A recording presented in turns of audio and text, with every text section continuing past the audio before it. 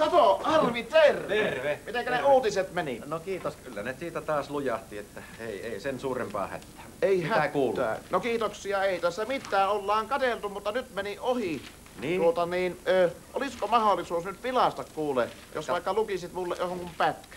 No käydään tuossa studiossa sitten katsomassa. Joo. Tämähän onkin kuule. Noniin, Jännä käy vähän homma. peremmälle. Hei. Me tullaan takaisin. Onpas hurjasti väkeä. Mikäs? Peremmälle vaan istumaan. Onpas tässä laitteita. Jaha. No niin. No mutta tääkö se on se työpiste? Tässä on tää uutisten lukijan pöytä.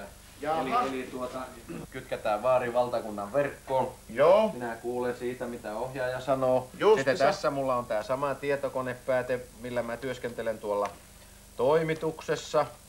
Sitten no tässä on mikrofonit ja tässä on sitten nämä lähtevät kuvat nähdään tuolta ja tuolta ja kans. kameran tuolla linssissä on sitten tuo teksti, mistä näitä juttuja lueskellaan, että se on täällä päätteellä sama teksti, mikä mulla on tässä paperissa.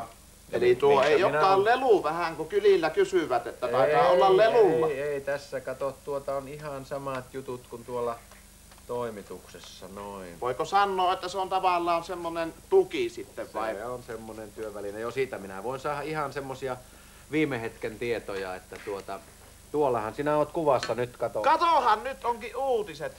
Joo. Kyllä. Hei, mutta tämähän on tämä taustani, kun on aivan tyysti eri kuin tuolla. Joo, se on sähkönen tämä lavaste, mikä tuolla kuvassa näkyy. Eli täällä on pelkkä sininen seinä. Nyt kun oot ollut lehissä, niin. minä Huussissa luin, että sinä oot hauska mies. Niin. Ja mutta aina oot tuossa ruuhussa sangen vakava. Niin. Että mikä se on vettää sen naaman niin vakavaksi siinä ruuhussa? No meillä on niin vakavia asioita. Kato, eihän tämmösiä, kun Georgian presidentti yritetään murhata, taikka Indonesiassa purnataan hintojen korotusta vastaan, Etelä-Koreassa uhataan lakoilla. Nämähän on niin vakavia asioita, että ei näitä voi naureskellen kertoa. No se on tietysti totta, joo. Mutta että ainakin se loppuhymyhän on hyvä. Sitä ollaan emännän kanssa kahdottu, että se on kiva se lämmittää sen loppuillan ilmapiirin. Hyvä.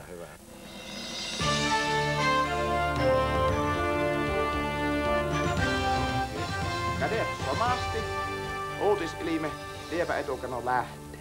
Hyvää päivää! Georgiassa maan viranomaiset ovat hälytystilassa, jopa sitäkin. Presidentti Eduard Shevardnadseja vastaan tehdyn murhayrityksen jälkeen.